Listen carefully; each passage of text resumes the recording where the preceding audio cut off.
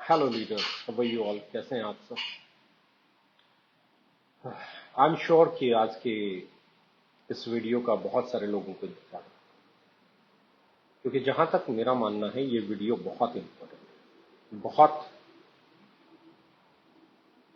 ऐसा इंपॉर्टेंट सवाल है कि हम में से कोई भी इसे इग्नोर नहीं कर सकता। क्यों 60% से ज्यादा लोग कंपनीज चेंज कर लेते हैं डायरेक्ट सेलिंग? ऑनेस्टली बोलूं तो ये एक ऐसा लाइव होने वाला है जो किसी भी कंपनी के लिए बहुत इंपॉर्टेंट है और जो किसी भी लीडरशिप के लिए बहुत इंपॉर्टेंट है। यानी कि कंपनी का भी सबसे बड़ा कंसर्न जो होता है वो यही होता है कि ज्यादातर लोग रिटेन क्यों नहीं हो पाते हैं। ट्रेन एंड रिटेन एक बहुत बड़ा डिपार्टमेंट बन जाता है एक टाइम के बाद किसी भी कंपनी में, कि लीडर्स को कैसे रिटेन किया जाए।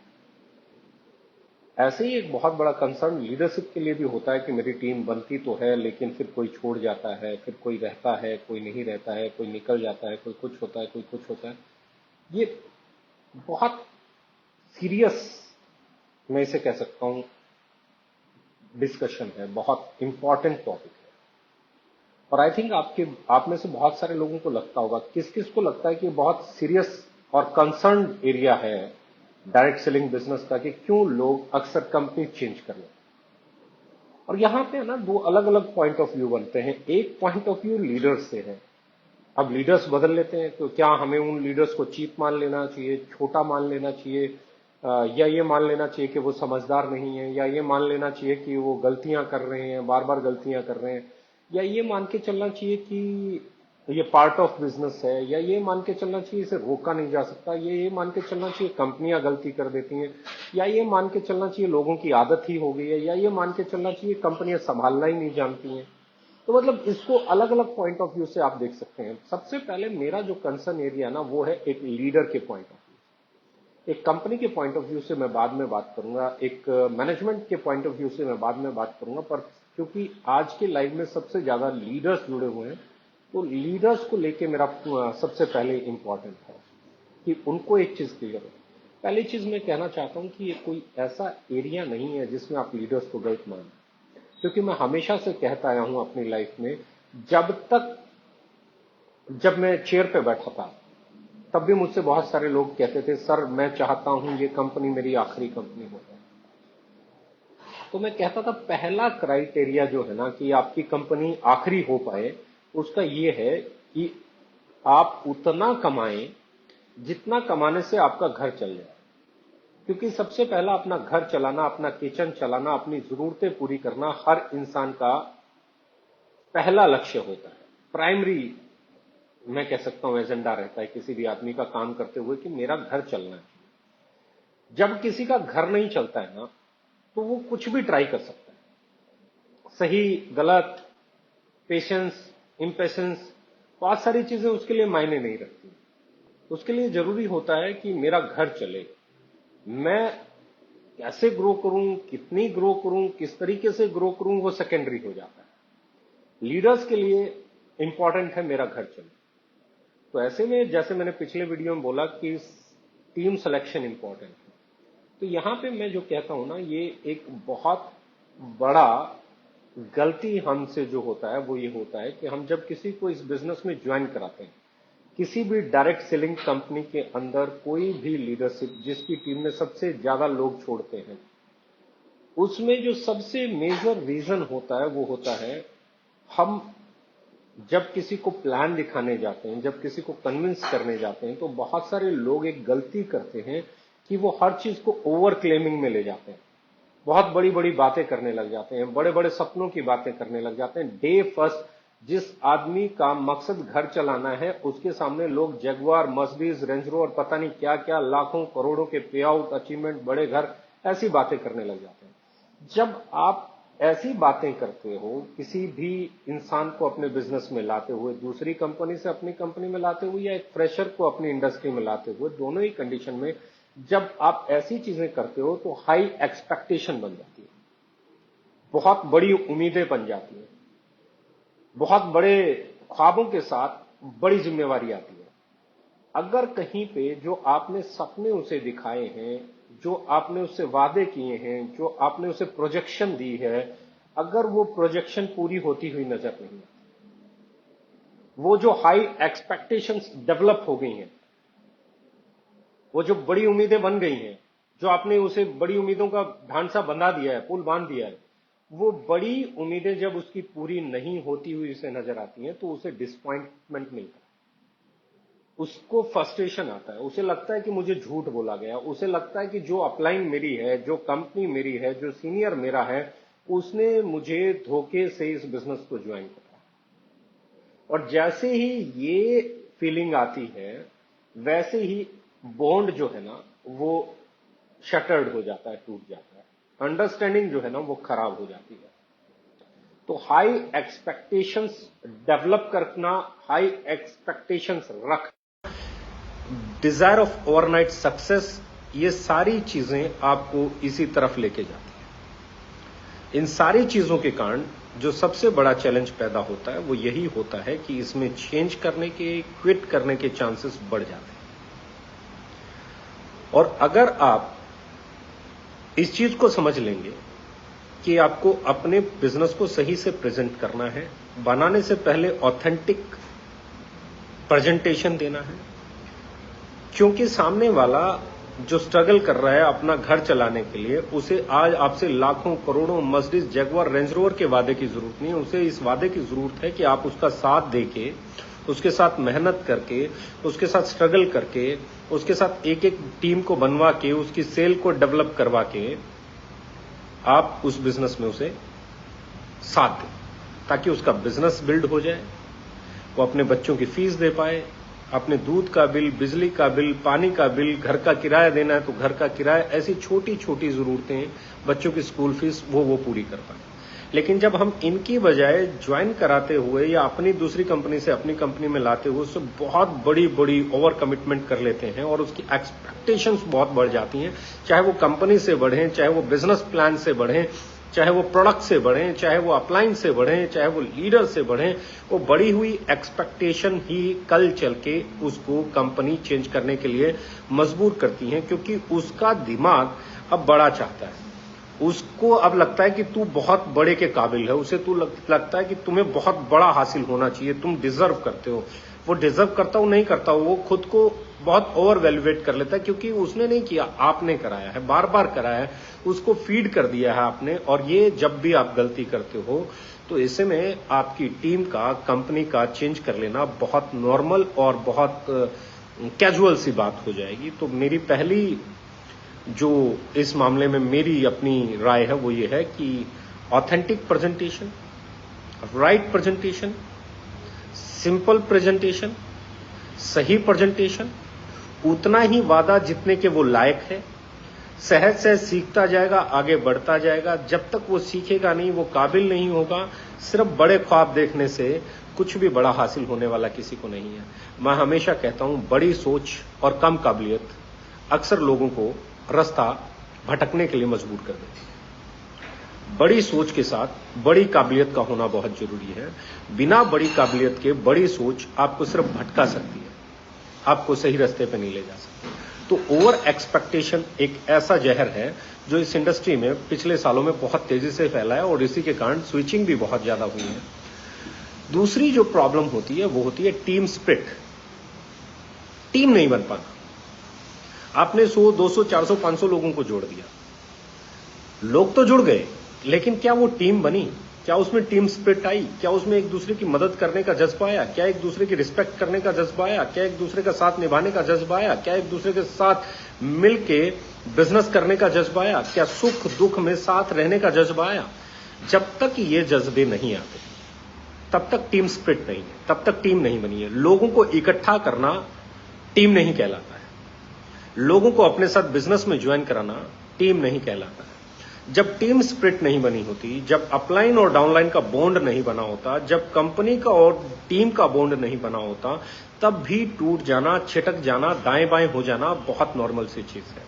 पहली चीज मैंने क्या बोला, सबसे इंपॉर्टेंट, ओवर एक्सपेक्टेशन, जो शायद प्लान दिखाते हुए बहुत सारे लीडर्स गलती कर देते हैं।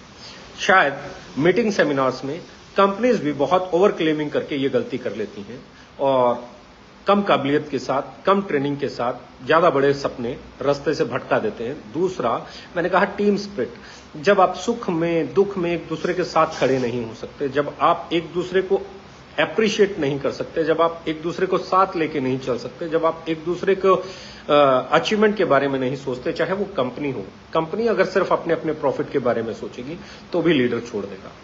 अपलाइन सिर्फ अपने अपने प्रॉफिट के बारे में सोचेगी तो भी कई बार लीडर छोड़ देगा। डाउनलाइन कई बार ग्रीडी हो जाएगा और उसे लगेगा अपलाइन क्या कर रही है, सब कुछ मैं ही कर रहा हूं, तब भी कोई ना कोई छोड़ देगा। मतलब रिलेशनशिप इस बिजनेस में लोगों को रिटेन कराती है। टीम स्पिरिट इस बिजनेस में लोगों को रिटेन कराता है। जहां पे टीम स्पिरिट में चैलेंज आ जाएगा, जहां पे अंडरस्टैंडिंग में चैलेंज आ जाएगा, चाहे वो कंपनी और लीडर की अंडरस्टैंडिंग में चैलेंज आ जाए, चाहे वो कंपनी और एक डिस्ट्रीब्यूटर के में चैलेंज आ जाए, चाहे वो अपलाइन डाउनलाइन में आ जाए, चाहे वो पैरेलल लाइन के साथ हो जाए, चाहे वो किसी के फेवर ज्यादा हो जाए, किसी के कम रह जाए, मतलब एक टीम ना बन पाना, इंडिविजुअल प्ले होना।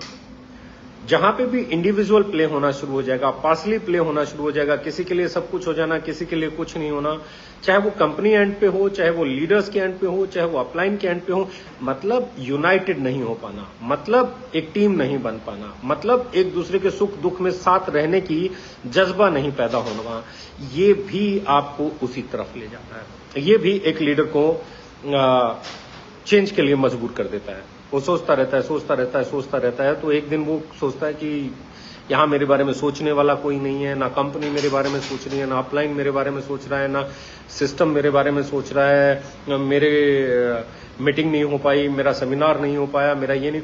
जहां हम की बजाय मैं होना शुरू हो जाता है, चाहे वो डाउनलाइन, जहां टीम नहीं होती वहां पे भी लीडर कंपनी चेंज कर लेता है। और मैं इस पॉइंट पे बहुत सिंपल सी लाइन बोल रहा हूं कि हर बार लीडर का कसूर नहीं होता है। जैसा मैंने हमेशा कहा है, मैं पहले भी कहा हूं कि लीडर जो कंपनी छोड़ देता है वो गद्दार नहीं होता है। मैंने किसी भी लीडर को 7 साल में गद्दार नहीं बोला। बहुत सारे लोगों ने हमारा साथ छोड़ा, बहुत सारे लोग हमारे साथ रहे, लेकिन हमने नहीं बोला क्योंकि किसी का घर नहीं चला होगा, किसी की एक्सपेक्टेशंस पूरी नहीं हुई होंगी, किसी की टीम बॉन्ड अच्छा नहीं रहा होगा, किसी की अपलाइन के साथ नहीं बनी होगी, किसी की कंपनी के साथ नहीं बनी होगी। तो बहुत सारी चीजें ऐसी चलती हैं जिनके कारण लीडर कंपनी चेंज कर लेता है। और मुझे नहीं लगता चेंज करना बहुत बुरा होता है, लेकिन बिना किसी सॉलिड वजह के चेंज करना बहुत बुरा होता है। बिना किसी आइडियोलॉजी के चेंज करना बहुत बुरा होता है, बिना किसी विजन के चेंज करना बहुत बुरा होता है। लेकिन ये बट ऑब्वियस है, चीजें बहुत सारी हैं। तीसरे पॉइंट पे अगर मैं जाता हूं, पहला पॉइंट मैंने बोला ओवर एक्सपेक्टेशन, दूसरा पॉइंट बोला मैंने नो टीम स्पिरिट, और तीसरा पॉइंट जिसके कारण चेंज करते हैं फाइनेंशियल सिचुएशंस। कई बार इंसान पे फाइनेंशियल इतना प्रेशर आ जाता है कि वो चाह के भी अपने बिजनेस को परस्यू नहीं कर पाता है, वो चाह के भी अपने बिजनेस को कैरी नहीं कर पाता है। ऐसे में अगर उसका साथ कोई अपलाइन दे दे, कंपनी दे दे, कोई भी दे दे, तो चांसेस हैं वहां पे वो फैमिली बॉन्ड बन जाए और वो वहां पे रहे। और नहीं दे पाते हैं तो उसके बिजनेस को बिल्ड करने में उसकी मदद करें, क्योंकि मुझे लगता है कि हर लीडर एक लंबा समय फाइनेंशियल सिचुएशन में ट्रैप में आने के बाद भी काफी समय तक कोशिश करता है, क्योंकि मुझे नहीं लगता दुनिया का कोई भी लीडर जल्दी से कंपनी चेंज करके खुश होता होगा। मेरा पर्सनल ओपिनियन है कि मुझे नहीं लगता दुनिया का कोई भी लीडर जल्दी से कंपनी चेंज करके खुश होता होगा। हर लीडर जब कंपनी को ज्वाइन करता है तो वो ये सोच के करता है कि यहां से मेरे सपने पूरे होंगे, यहां से मैं कमाऊंगा, यहां से मैं अपने परिवार को अच्छा लाइफस्टाइल दूंगा, यहां से मैं अपने लिए रिस्पेक्ट कमाऊंगा, मैं स्टेज पे जाऊंगा, मेरे लिए लोग तालियां बजाएंगे, मुझे अप्रिसिएशन मिलेगा। हर आदमी जब कंपनी को ज्वाइन करता है वो इस माइंडसेट के साथ ज्वाइन करता है कि this is going to be the last company, ये मेरी आखिरी कंपनी होने जा रही है और मैं यहां वो सब कुछ हासिल करूंगा जो मैं पिछली कंपनी में हासिल नहीं कर पाया। मुझे हमेशा ये लगा। अगर मैं इस पॉइंट पे बात कर रहा हूं तो तीसरा पॉइंट जो मैंने कहा फाइनेंशियल सिचुएशन भी कई बार ऐसी होती है कि वो, अब एक आदमी की फाइनेंशियल सिचुएशन ऐसी है कि उसके घर पे बच्चों को फीस देने के लिए नहीं है, उसके घर पे किराया देने के लिए नहीं है, बिजली का बिल देने के लिए नहीं है, पानी का बिल देने के लिए नहीं है। ऐसे में अगर वो कंपनी चेंज कर रहा है, तो बजाय इसके उसके साथ हमारी सिंपैथी हो, बजाय इसके हम उसे बेस्ट विशेस दें, बजाय उसके कि हम उसे कहें कि भाई हर हालत में हम कोशिश करेंगे फिर भी तेरी मदद करें, हम उसे चोर, गद्दार, पता नहीं क्या क्या बोलना शुरू कर देते हैं। तो ऐसा बोलने से वो जो रिलेशन, वो जो बॉन्ड, वो जो एसोसिएशन रही है वो खराब हो जाती है, इस इंडस्ट्री का नाम खराब हो जाता है। क्योंकि मैं हमेशा कहता हूं इस इंडस्ट्री का नाम खराब इतना बाहर वाले लोगों ने नहीं किया जितना अंदर वाले लोगों ने किया। एक दूसरे की बुराई करके, एक दूसरे की टांग खींच के, किसी की सिचुएशन नहीं बना उसको कंपनी छोड़ना पड़ा, उसकी को गद्दार बता के, उसको धोखेबाज बता के, मतलब हमने इंटरनल इतना पॉलिटिकल माहौल बना दिया कि कोई मजबूरी में भी जा रहा है तो हम उसकी मजबूरी को समझना ही नहीं चाहते, हम उसे बस घोषित करना चाहते हैं कि ये धोखेबाज है। तो टू बी ऑनेस्ट, मैंने जब पिछली कंपनी में मैं था तो मैंने वहां पे भी एक ही लाइन बोली थी कि जो लोग हमारे साथ आएंगे उनका भी स्वागत करेंगे और जो लोग जाएंगे हम उनको भी उतना ही मान सम्मान देंगे जितना हमारे साथ काम करने वाले लोगों को देते रहे हैं। तो ये एक एक लीडर को मेरी तरफ से एक पर्सनल सजेशन है कि जो लोग तुम्हारे साथ काम कर रहे हैं सिर्फ वही तुमसे रिस्पेक्ट के अधिकारी नहीं है, आपको उन लोगों की भी रिस्पेक्ट करनी चाहिए जो लोग आज आपके साथ किसी कारण से नहीं रह पाए। हो सकता है आपने ओवर एक्सपेक्टेशंस जगाई हों, हो सकता है टीम सेपरेट पैदा नहीं कर पाए हों, आप टीम भावना उसके अंदर नहीं ला पाए हों, हो सकता है उसके फाइनेंशियल सिचुएशंस ऐसे हों कि वो अब और आपके साथ टिकने में सक्षम नहीं है। तो बहुत इंपॉर्टेंट है तीसरा एजेंडा भी। मैं हमेशा एक चीज में बिलीव करता हूं कि बड़ा अचीवर तब तक कोई नहीं बन सकता जब तक कि वो एक जगह टिक के सालों साल काम नहीं करे, जब तक वो स्टेबिलिटी के साथ काम नहीं करे।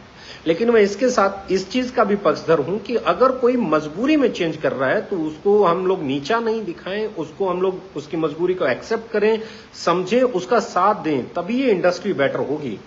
क्योंकि ऐसे में जब आप उसके लिए सिचुएशन बुरी कर देते हो वो गलत हाथों में चला जाता है। जब आप उसे नीचा दिखाने लग जाते हो तो उसे ये भी पता चल जाए कि वो गलत जगह है तो भी वो और स्पिरिट के साथ काम करता है। क्योंकि लीडरशिप तो हर आदमी के अंदर यहां आ जाती है, खुद को प्रूव करने की जिद तो इस बिजनेस में सबको आ जाती है। सही है तो सही में भी सही साबित करना है, गलत है तो भी उसे ये साबित करना है कि नहीं तू ही सही है। तो ऐसे में ऐसे आदमी को कभी भी ऐसा चैलेंज मत दो जिसको ये पता हो कि वो लीडर है और खुद को प्रूव करने के लिए पूरी ताकत लगाएगा। मेरा मानना ये है, पहली चीज मैंने बोली, मैं फिर रिपीट कर रहा हूं, ओवर एक्सपेक्टेशंस, बहुत ज्यादा उम्मीदें बना देना, प्लान दिखाते हुए, मीटिंग करते हुए, सेमिनार करते हुए, जिसके कारण वो उम्मीदें जब पूरी नहीं होती तो वो शैटर्ड हो जाता है, उसे लगता है कि तुम्हारे साथ कुछ गलत हो गया है तो वो गुस्से में फैसला ले लेता है। जब वो उसकी टीम नहीं बन पाती है, नीचे की टीम के साथ उसकी बॉन्ड नहीं हो पाती है, अपलाइन के साथ बॉन्ड नहीं हो पाती है, टीम कंपनी के साथ बॉन्डिंग नहीं हो पाती है, तो वहां पे भी वो फैसला ले लेता है कई बार। और तीसरा, फाइनेंशियल सिचुएशन जब उसकी साथ नहीं देती है, उसके बिजली के बिल, पानी के बिल, गाड़ी की किस्तें, ऐसी 25 चीजें हैं जो इंसान के साथ लगी हुई हैं। जब उसका घर नहीं चलता है तो उसे चल के कहीं और जाना पड़ता है। ऐसे में भी बहुत बार ये चेंजेस हो जाते हैं और इन्हें आपको बहुत नॉर्मली, नेचुरली और मैं कहता हूं मैच्योरली हैंडल करना चाहिए, बहुत मैच्योरिटी के साथ हैंडल करना चाहिए। अगर आप नहीं करते तो फिर आप में लीडरशिप और कंपनी में मैनेजमेंट की पावर्स कमजोर हैं कहीं ना कहीं। तीसरी चीज जो मैं कहता हूं कि यहां तक अगर ये तीनों वजह से कोई लीडर कंपनी चेंज कर रहा है, ओवर एक्सपेक्टेशन के कारण कर रहा है, नो टीम स्पिरिट के कारण कर रहा है, फाइनेंशियल सिचुएशन के कारण कर रहा है, तो इसमें मुझे लीडर की जो छोड़ने वाले की कमी है वो कम लगती है, लाने वाले की कमी ज्यादा लगती है। क्योंकि वो उसमें टीम भावना नहीं डेवलप कर पाया, वो उसको टाइम पे उसकी टीम बनवा के, उसकी सेल करवा के उसे सक्सेस की तरफ नहीं ले जा पाया। ओवर एक्सपेक्टेशन दिखाई होगी तो उसी ने दिखाई होंगी कि तुम्हारे साथ लाइफ में सब कुछ बड़ा बड़ा हो जाएगा। तो यहां मुझे कंपनी की या लीडरशिप की ज्यादा गलतियां लगती हैं। हो सकता है मुझसे भी लाइफ में हुई हो और बहुत बार हुई हो, इंसान गलतियों का पुतला है, किसी से भी हो सकती हैं। लेकिन जो मैं अब समझ पा रहा हूं और मैच्योरिटी के साथ, क्योंकि आज से 7-8 साल पहले मैं अलग तरीके से सोचता था, आज मैं अलग तरीके से सोचता हूं। लेकिन अब जो मैं अगला पॉइंट देने वाला हूं वो बहुत इंपॉर्टेंट है, लैक ऑफ विजन। बहुत सारे लोग हैं ना, लैक ऑफ विजन के कारण कंपनियां चेंज कर लेते हैं। लैक ऑफ विजन ये नहीं समझ पाना कि एक जगह लगे रह के ही बड़ा बना जा सकता है। लैक ऑफ विजन ये नहीं समझ पाना कि वक्त के साथ एक प्रोसेस के साथ आप बड़े हो गए। जिसे प्रोसेस नहीं मालूम, जिसे कंपनी के साथ टिकने के फायदे नहीं मालूम, जिसे स्टेबिलिटी के साथ, क्रेडिबिलिटी के साथ काम करने के फायदे नहीं मालूम। अगर आपकी कंपनी में सब कुछ सही है, प्रोडक्ट सही है, प्लान सही है, टैक्सेस सही है, डिस्ट्रीब्यूशन सही है, एप्रिसिएशन सही है, रिस्पेक्ट सही है, एजुकेशन सिस्टम सही है, सब कुछ सही है, और आपके साथ ऊपर वाली तीनों चीजें भी नहीं है, और अब आप अगर लालच में कहीं जाते हैं, अब आप फ्यूचर नहीं समझ पाते हैं, आपका और कंपनी के विजन को आप मैच नहीं कर पाते हैं, आपकी और आपके अपलाइन के विजन को आप मैच नहीं कर पाते। मैं हमेशा कहता हूं, जो आपकी मैनेजमेंट की आंख में सपना है, वो सेम सपना अगर आपकी आंख में नहीं है, तो फिर आप लैक ऑफ विजन में है। उसी विजन के साथ काम करना पड़ेगा जिस विजन के साथ कंपनी काम करती है। जब तक आपका और कंपनी का विजन एक नहीं होगा, जब तक आपका और आपकी लीडरशिप का विजन एक नहीं होगा, तब तक आपके लिए बड़ा हो पाना मुश्किल हो जाएगा। और ऐसे में आप अगर चेंज कर जाते हैं तो ये बहुत बड़ी कमजोरी के लिए।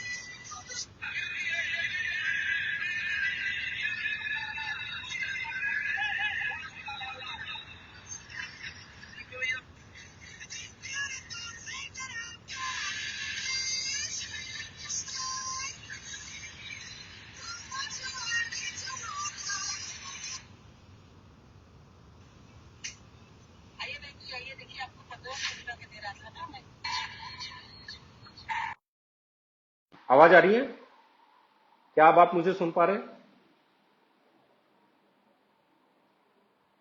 क्या? अभी आवाज आ रही है?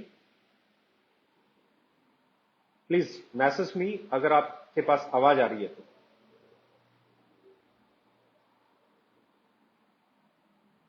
Okay, thank you. तो मेरा बहुत सिंपल सा मानना है कि अगर आप मिसफिट हैं एनवायरमेंट में, अगर एनवायरमेंट के अंदर आप मिसफिट हो रहे हैं, वो एनवायरमेंट आपकी ग्रोथ के बारे में नहीं सोच रहा है, वो एनवायरमेंट आपको तरक्की नहीं दे पा रहा है, वो आपकी सक्सेस प्लान नहीं कर रहा है, तो आप छोड़ रहे हैं, कोई प्रॉब्लम नहीं है। अगर आपकी कंपनी का एनवायरमेंट एथिकल है, ईमानदारी वाला है, साथ देने वाला है, मैनिपुलेशन नहीं करता है, आपकी ग्रोथ के बारे में सोचता है, आपकी सक्सेस के बारे में सोचता है, आपको बड़ा बनाने के बारे में सोचता है, तो अब चेंज करने वाले लीडर्स गलत हैं। बहुत सिंपल है, बहुत ही सिंपल है। एनवायरमेंट में फिट होना सीखिए। पहले सही एनवायरमेंट की कंपनी ढूंढना सीखिए, फिर उसमें फिट होना सीखिए। अगर सही एनवायरमेंट आपकी कंपनी में हो और आप उसमें फिट हो सकते हैं, तो उसको कभी चेंज करने के बारे में मत सोचिए। स्ट्रगल कीजिए, हार्ड टाइम देखिए, लगातार काम कीजिए, करते जाइए, करते जाइए, करते जाइए, करते जाइए, करते जाइए। लेकिन एक बड़ा रीजन मैं बिल्कुल मना नहीं कर पाता, एक बड़ा रीजन कंपनी चेंज करने के पीछे यह भी है कि मिसफिट होते हैं बहुत सारे लीडर्स उस एनवायरमेंट में। कभी कभी मैनेजमेंट के विजन के कारण, उसकी सोच के कारण, उसके काम करने के तरीके के कारण, मैनेजमेंट का जो तरीका होता है उससे कई बार लीडरशिप एग्री नहीं करती है कि वो उसी तरीके से काम होना चाहिए। कई लोग जो अपने लिए फायदा ढूंढना चाहते हैं वो ईमानदारी से भी तंग हो जाते हैं। कई लोग जो बेईमान मैनेजमेंट मिल जाती है उससे भी तंग हो जाते हैं। तो यहां क्या है, अगर आप मिसफिट हैं तो भी लीडर चेंज कर सकता है, पर सबसे इंपॉर्टेंट है सही कंपनी, सही एनवायरमेंट वाली कंपनी होना और उसमें खुद को ढालने के लिए पूरी ताकत झोंक देना, यही सही लीडरशिप होती है। Number 6, different ideology. लीडर की और आपकी आइडियोलॉजी डिफरेंट हो जाए, कंपनी की और आपकी आइडियोलॉजी डिफरेंट हो जाए, तो भी इस कंडीशन में आप कंपनी चेंज कर लेते हैं। उनके सोचने का तरीका, आपके सोचने का तरीका, उनके काम करने का तरीका, आपके काम करने का तरीका अगर मैच नहीं कर रहा है, तो भी कंपनी चेंज करनी बहुत सारे लीडर्स को पड़ जाती है। ऐसा कई बार बड़ी लीडरशिप के साथ इंडिया के अंदर हो चुका है, ऐसी लीडरशिप के साथ जो सक्सेसफुल थी, ऐसी लीडरशिप के साथ जो बड़े पे आउट बना रही थी, ऐसी लीडरशिप के साथ जिनके बड़े पे चेक्स थे, बड़ी टीमें थी, बड़ा नाम था, ब्रांड थे, कंपनी भी बड़ी थी, वो भी बड़े थे, लेकिन उसके बाद भी उन्हें चेंज करना पड़ा क्योंकि आइडियोलॉजी डिफरेंसेस आए। अगर आइडियोलॉजी लेवल पे जाके आप इस लेवल पे चले गए हैं कि आपको लगे कि इस लेवल पे आप मैनेजमेंट को गाइड कर सकते हैं, या ऐसा लगे कि वो बहुत बड़ी गलती कर रहा है और आप भी उतने ही एक्सपीरियंस्ड हैं, जब आप बहुत एक्सपीरियंस्ड हो जाते हैं, जब आप बहुत सक्सेसफुल हो जाते हैं, तब अगर आप आइडियोलॉजी पे डिफर कर रहे हैं तो आप जेन्युइन हैं। लेकिन जब तक आपने खुद को प्रूव नहीं किया है, खुद आप सक्सेसफुल नहीं हुए, तब तक आपको किसी के साथ भी आइडियोलॉजी पे डिबेट नहीं करना है, आपको आइडियोलॉजी पे जाके लड़ना नहीं है, आपको आइडियोलॉजी पे जाके भिड़ना नहीं है। आइडियोलॉजी पे जब जाके भिड़िए जब आपकी आइडियोलॉजी भी टेस्टेड और प्रूवन हो, चाहे वो आपने आपने अपनी टीम में प्रूव कर ली हो, वो आपके पेचेक में दिखनी चाहिए कि आपकी आइडियोलॉजी में दम है, वो आपके पास्ट रिकॉर्ड्स में दिखनी चाहिए कि आपकी आइडियोलॉजी में दम है। पर बहुत सारे लोग ऐसा नहीं करते हैं, बहुत सारे लोग बहुत कम हासिल होते हैं, उन्हें लगता है तुम तो बहुत समझदार हो, तुम तो बहुत सक्सेसफुल हो, तुम तो तुम्हारे तरीके से कंपनी चले तो तुम सब कुछ बदल सकते हो, तुम्हारे हिसाब से चले तो सब पता नहीं क्या हो जाए। उस लेवल पे आपकी सुनवाई नहीं होगी, आपको कंपनी ही चेंज करनी पड़ेगी। अगर आपको आइडियोलॉजी के लेवल पे जाके काम करना है तो फर्स्ट ऑफ ऑल आपकी आइडियोलॉजी टेस्टेड एंड प्रूवन होनी चाहिए, आपकी आइडियोलॉजी में आपकी सक्सेस रिकॉर्ड्स होने चाहिए जिसको आप बता पाए कि ये मेरी आइडियोलॉजी से मैंने किया है। अनटिल एंड अनलेस आपके पास ऐसी आइडियोलॉजी नहीं है, आपको एक अच्छी कंपनी, अच्छी मैनेजमेंट की आइडियोलॉजी को 100% फॉलो करना चाहिए, पूरी शिद्दत के साथ, पूरी मेहनत के साथ। लेकिन अगर आप बहुत सक्सेसफुल हो गए हैं और आइडियोलॉजिकल लेवल पे जाके आपके कुछ डिफरेंसेस क्रिएट हो रहे हैं, तो ये भी एक रीजन बड़े लेवल पे बन जाता है कंपनी चेंज करने का। पर इनिशियली मैं सब लीडर्स को मेरी तरफ से एक सजेशन जरूर दूंगा कि आइडियोलॉजी पे कभी भी कम अचीवमेंट वाले लीडर को कंपनी छोड़ना शोभा नहीं देता, उसके लिए सही रास्ता नहीं है। पहले अपनी आइडियोलॉजी को प्रूव करो, उसके बाद उस पर ट्रस्ट करो, उसके बाद किसी से भिड़ना पड़े तो बात अलग है। लेकिन पहली चीज क्या है? Over expectation. नंबर 2 क्या है? No team spirit. नंबर 3 क्या है? Financial situation condition, financial condition. अगला क्या?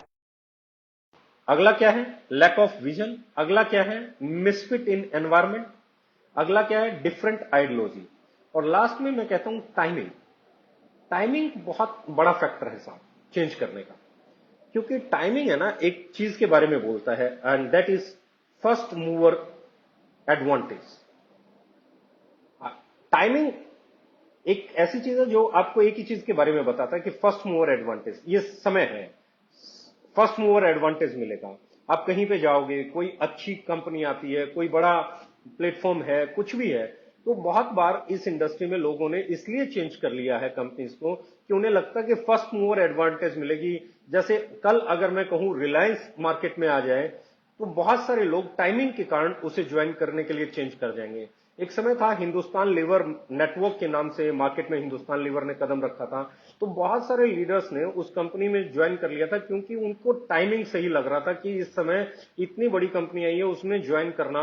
अगर कल अडानी आ जाए तो वहां पे भी लोग वही कोशिश करेंगे कि, मतलब कई बार लोग इसलिए भी कंपनी चेंज करते हैं कि उन्हें सही टाइमिंग मिल जाए, उन्हें first mover advantage, fast mover advantage मिल जाए, उन्हें शुरुआत करने का बेनिफिट मिल जाए, उन्हें नई जगह पे बिजनेस को फैलाने का मिल जाए। लेकिन मैं हमेशा कहता हूं दोस्त, स्टेबल कंपनी के अपने बेनिफिट हैं, नई कंपनी के अपने बेनिफिट हैं, स्टेबल कंपनी के अपनी डिसएडवांटेजेस हैं और नई कंपनी की अपनी डिसएडवांटेजेस हैं। अगर आप ऊपर वाले पॉइंट पे मैं बात कर रहा हूं, ओवर एक्सपेक्टेशन का शिकार नहीं है, टीम स्पिरिट आपके अंदर बन गई है, फाइनेंशियल सिचुएशन आपकी ठीक है, लैक ऑफ विजन नहीं है, आपका विजन बहुत अच्छा है, आप एनवायरमेंट में फिट है, आपकी आइडियोलॉजी सेम है, तो उसके बाद कोई फर्क नहीं पड़ता कौन आता है और कौन जाता है।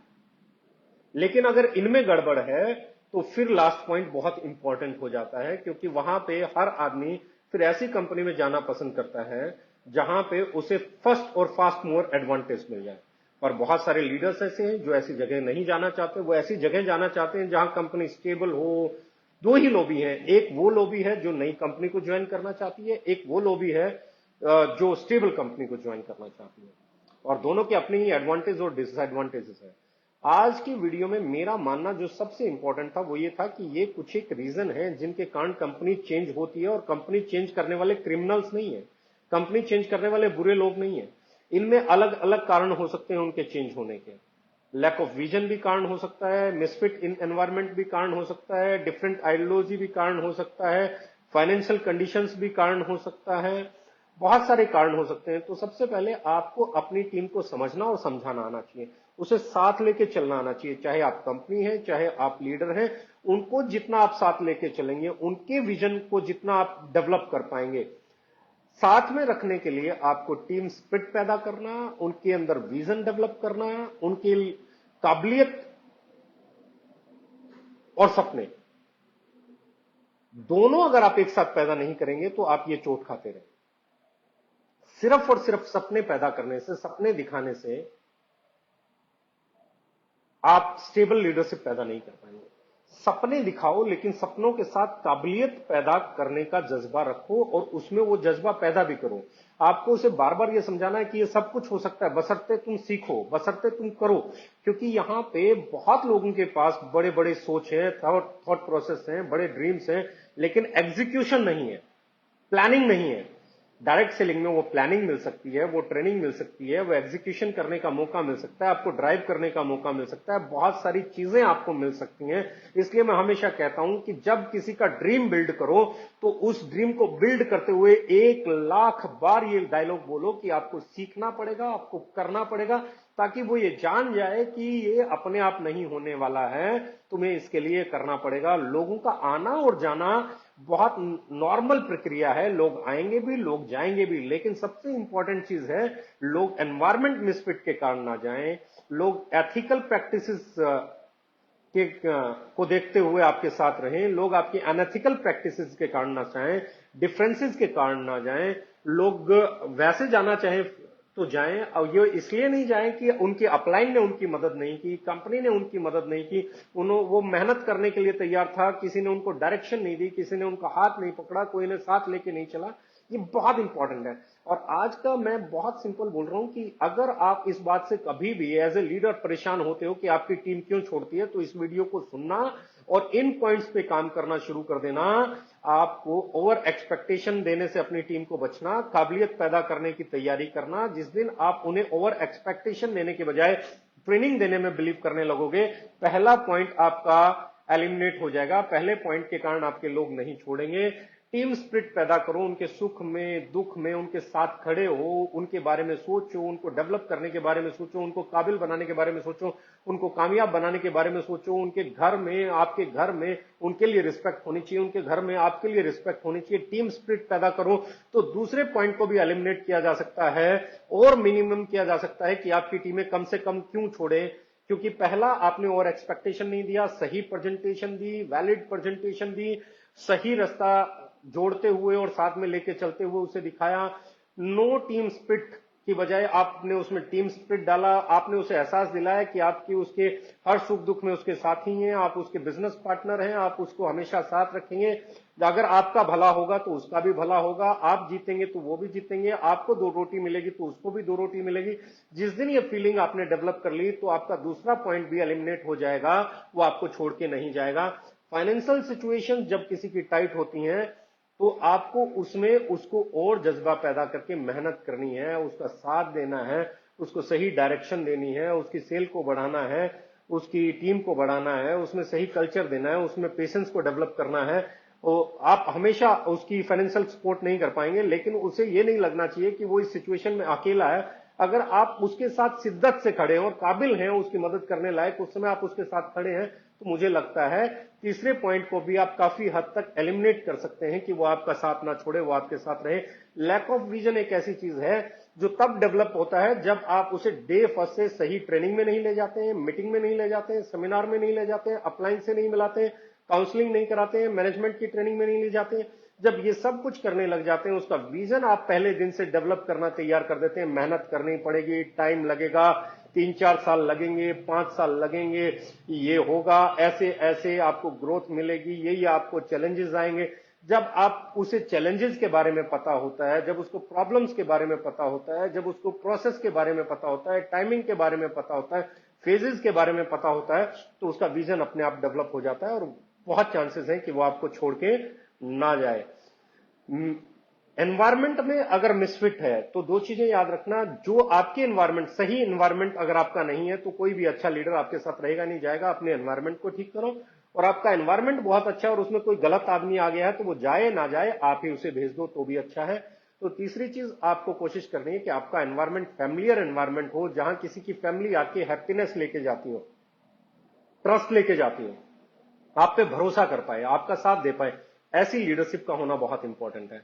डिफरेंट आइडियोलॉजी, आप अपनी आइडियोलॉजी को डे फर्स्ट से उसे बताओ, आप कंपनी की आइडियोलॉजी को डे फर्स्ट से उसे बताओ, उसे कंपनी की आइडियोलॉजी के साथ उसे अटैच करो, उसे उस आइडियोलॉजी पे चल के कितने लोगों ने सक्सेस हासिल की है उसे बताओ, उस आइडियोलॉजी पे चल के वो कितनी टेस्टेड एंड प्रूवन आइडियोलॉजी है उसको समझाओ, कितने लोग उस रास्ते पे चल के सक्सेसफुल हो चुके हैं, कितने लोग कामयाब हो चुके हैं उसे बताओ। उसे सिर्फ अपने बारे में, अपनी टीम के बारे में मत बताओ, उस आइडियोलॉजी पे चल के जो आपकी कंपनी में, इंडस्ट्री में कहीं पे भी लोग कामयाब हुए हैं, वो जो ट्रेनिंग अटेंड करने से, सेमिनार करके, मीटिंग करके, होम मीटिंग्स करके, सक्सेस ट्रेनिंग प्रोग्राम्स में जाके, गेस्ट ले जाके, काउंसलिंग करा के, जो सिस्टम को फॉलो करके उस आइडियोलॉजी के साथ इस इंडस्ट्री में जितने भी बड़े लोग हुए हैं उनकी स्टोरीज उन्हें बताओ, उनकी सक्सेस स्टोरीज उन्हें बताओ, उस आइडियोलॉजी के बेनिफिट्स उन्हें बताओ। डे फर्स्ट से उन्हें क्लियर करो ताकि वो किसी मिथ में ना रहें, ताकि वो किसी भ्रम में ना रहें, ताकि वो कोई ऐसी जहन में बात ना पाल लें कि जिससे उन्हें लगे कि उन्हें बहुत आता है और वो अलग रास्ता बना के पता नहीं क्या कर सकते। जो टेस्टेड एंड प्रूवन रास्ता है, आइडियोलॉजी है, उस पर चलाना।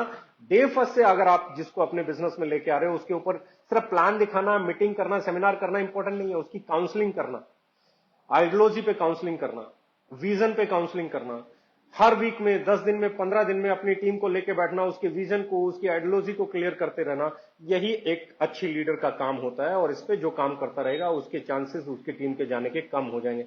जीरो कभी नहीं होंगे, लेकिन उन्हें रिड्यूस किया जा सकता है, कम किया जा सकता है। डिफरेंट आइडियोलॉजी को आप खत्म कर लोगे। टाइमिंग, टाइमिंग में बहुत इंपॉर्टेंट चीज है। टाइमिंग एक ऐसी चीज है हर कंपनी के फेवर में हमेशा होती है। स्टेबल कंपनी के फेवर में भी टाइमिंग होती है, नई कंपनी के फेवर में भी टाइमिंग होती है, अगेंस्ट भी टाइमिंग होती है। तो यहां आपकी आइडियोलॉजी, आपका विजन, आपका एनवायरमेंट, आपका टीम स्पिरिट, अगर बाकी की चीजों पे आपने काम कर लिया तो टाइमिंग, अकेली टाइमिंग के लिए शायद नहीं भागेंगे लोग, अकेली टाइमिंग के लिए नहीं भागेंगे। लेकिन अगर आप इस पे नहीं कर पाए तो फिर कोई भी रीजन हो सकता है। आज का सेशन मेरा आप सब लोगों के लिए, क्योंकि मुझे लगता है कि जो चीजें मैंने फेस की हैं, चाहे मैं वहां पे स्ट्रगल किया हो, चाहे मैंने वहां पे सक्सेस ली हो, चाहे मुझे वहां से फेलियर होने के बाद सीखने को मिला हो, चाहे मुझे कामयाब होने के बाद सीखने को मिला हो, जो मैंने इस इंडस्ट्री से सीखा है मैं चाहता हूं वो आप लोगों तक जाए, पूरी इंडस्ट्री तक जाए, और वो इंडस्ट्री के काम है। Wish you all the best. अगर आपके काम का है, आपकी टीम के काम का है, आपके लोगों के काम का है, और आपको लगता है इससे आपको, आपकी टीम को, आपकी लीडरशिप को, आपकी कंपनी को फायदा हो सकता है तो स्प्रेड इट। और नहीं लगता है तो अगले वीडियो में फिर मिलेंगे अगले टॉपिक के साथ, क्योंकि हमारा काम है चलते जाना।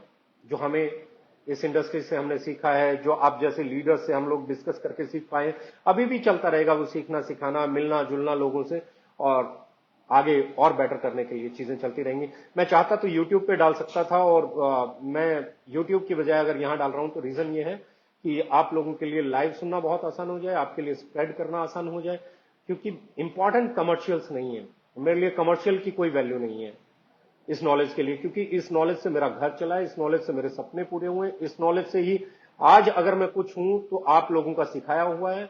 एक एक जो लोग मुझसे इस इंडस्ट्री में इतने सालों में मिले उनका सिखाया हुआ है। आज मुझे लगता है कि जब मैं थोड़ा सा फ्री हूं तो वो चीजें मुझे आप लोगों के साथ शेयर कर लेनी चाहिए।